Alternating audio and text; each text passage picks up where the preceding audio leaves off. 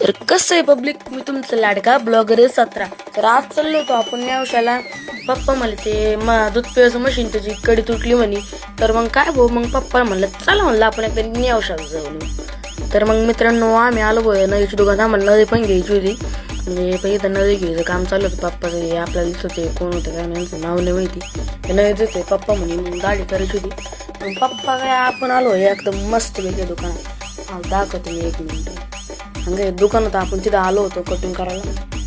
तर मग आपण काय एकदम निवांत बसलो होतो भाऊ. बघा मग पुढे ते मग आम्ही चाललो होतो, म्हणजे आम्हाला ती वेडिंग करत होतं त्या दुकानाचा शोध लावत होतो, पण ते आम्हाला सापडणार भाऊ. पुढे आहे ना ते दुकान. मग कसं तरी आम्हाला दुकान सापडलं. मग इथं ते आम्हाला करून देत होते. म्हणलं द्या भाऊ करून, मग काय आता काय करा. तर बघा मग पुढं. तर मग मित्रांनो आम्ही निघलो होतो आमच्या घरात दिशेने. तुम्ही म्हणता नाही आले कडी म्हणून राहिलं, पण ही कडी कोणची का नेमकी? हे बाई कडी होती. आम्ही तर नाही का तिथं नाही का वेडिंग केली होती, तुटून गेली होती, त्याच्यामुळे म्हणलं वेडिंग करा. तर मग बघा मग पुढं.